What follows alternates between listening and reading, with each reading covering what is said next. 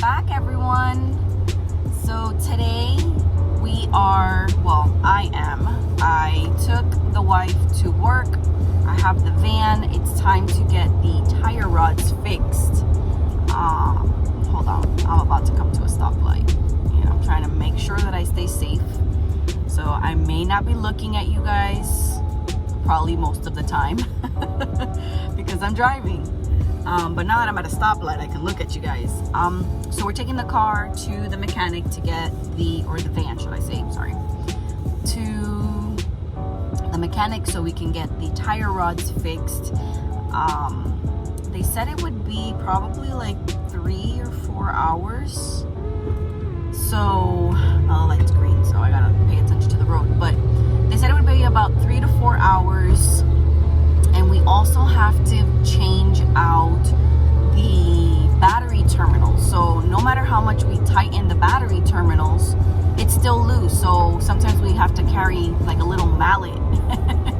We have to carry a mallet in the van in case it comes loose and like the connection. So finally glad that we're able to take the van to get these two things fixed before our trip. As you guys know, we're getting our stuff together for the trip, for our camping trip, and the kids are super excited. I'm super excited. I've never done camping, and I'm a whole 37 years old. I've never camped ever in my life. So I don't know. I'm really intrigued to see what it's gonna be like. I am a little afraid that it's going to rain on us because I mean it's August, for crying out loud. And I mean, or at least where we are, it's typically rainy weather, or rainy seasons, should I say. What else do I have for you guys today? Pretty much that's it.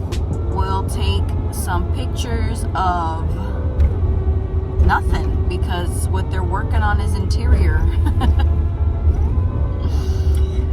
All right. Well, I will let you guys know how long it takes to get these tire rods fixed and another red light, and the terminals to be changed out. We did also want to change the stereo in the van before leaving. It works when it wants to, but we don't think that's gonna happen this time around because, well, life happens. So, but you know, we are a very funny family, so I'm pretty sure that this trip going up it's gonna be full of funny things, or the kids might just be passed the hell out and be like, I don't want to talk to you, moms. And Liz and I will be left to our own devices to entertain ourselves. So I have arrived, so I must let you guys go. And I'm not really sure where I'm supposed to park, so I'm gonna park back here. And park back here. Make sure I put on my emergency brake because you just never know. And I will get back with you guys and let you know how long did it really take to fix these things. So catch you later.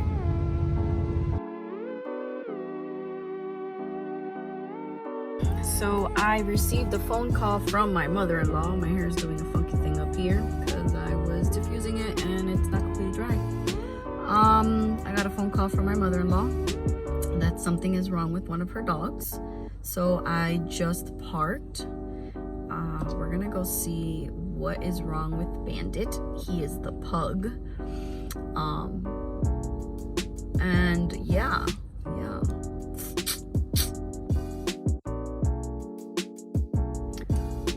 So I also got a call from the mechanic,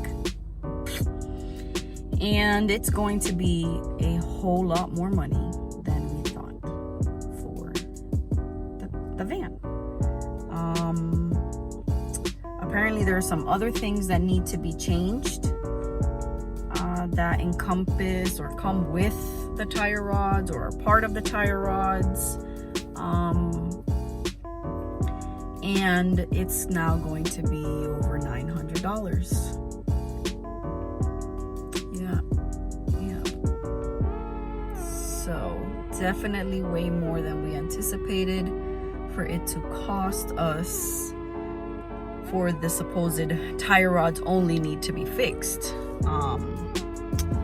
The gentleman stated that, let's see, because I had to write it down because I was having a heart attack as he was telling me that it was going to cost over $900. So the front suspension part or whatever, the sway bar links, they both need to be changed. Okay. The idler arm and the center links for the outer tire rods, and then the realignment because they are messing with the suspension, as well as the battery terminals need to be completely changed out and new ones, because when we tighten the ones that are currently on there, it still doesn't catch, you know, and I gotta bang it, or Ellie has to bang it with a mallet, a rubber mallet. So I'm gonna go deal with my mother-in-law and her doggies, and we'll talk later.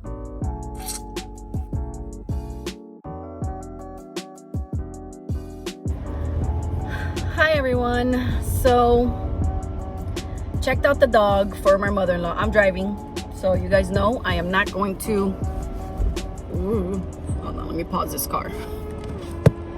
Okay, so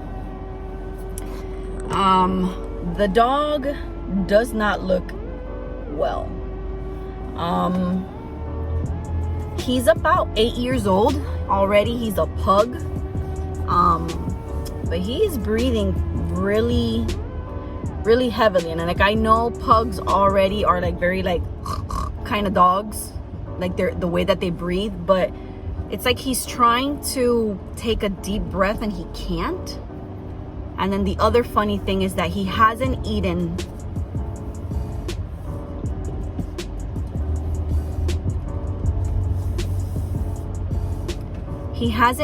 at all since last night. My mother-in-law says that she had to give him water with a spoon, and he's only sitting on his butt. So, and he's trying to fall asleep, but he's sitting on his booty. So he wakes up because he's not lying down, but he will not lie down. So she is obviously worried. It is reminding her, heaven forbid I make someone else get into an accident because of my stupidness. So now I'm worried about the silly dog because she's worried about the silly dog. But I'd probably be the same way if it was one of our dogs. Like, God forbid it was Sunshine or Tundra, like I'd probably be just as upset. So I have to come back in a couple of hours to pick her up. But at the same time, I may have the van ready. So now we run into the predicament that we will not be able to pick up the van today because the appointment's at 3 o'clock and it's about 30 minutes away from where we are.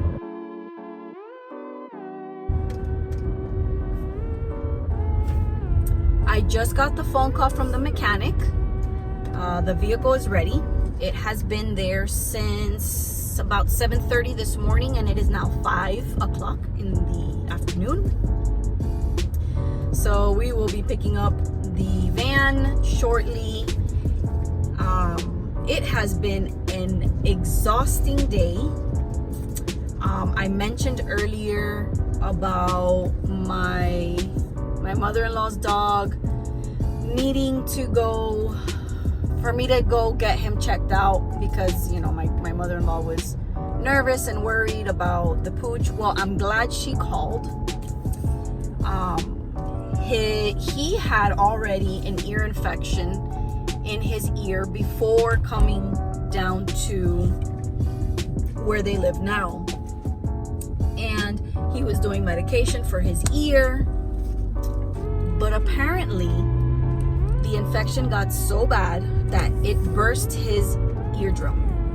On top of that, the poor pooch has liquid in his lungs and severe congestion. He's got infection to the blood because that's how bad it is. And he has a fever of 103, or a little bit higher than 103. And according to what the vet tech was telling us, is that the max temperature for a dog is 102. So I am very thankful that she called me and she didn't just play it off, because I'm not sure if that doggy would have still been with us. So he's currently at the animal hospital. He has to stay there for a few hours. They're gonna push some IV into him along with some antibiotics. They're gonna be sending him home with some more antibiotics to clear up the infection in the ear, as well as some steroids. So, yeah. I think you guys can tell by the huge bags under my eyes. It has been a very long, emotional, tiring day. I am just glad that we caught it in time and that the van's gonna be fixed. Actually, good news about the van. I had the wife call Firestone and see if they can, help us out with any kind of like discounts or just something. And she was able to knock off about $100 from the price, which, I mean, $100 is $100. I mean, you guys have seen, we're a family of 6. And now with my mother-in-law, my father-in-law in here, they also take care of my nephew, and then their 2 dogs and our 2 dogs. Like, every little penny needs to be pinched to make sure that we continue, doing what we can. So I just wanted to check back in with you guys and let you know, give you an update on where we are. I hope your afternoon has been much better than ours. Peace out.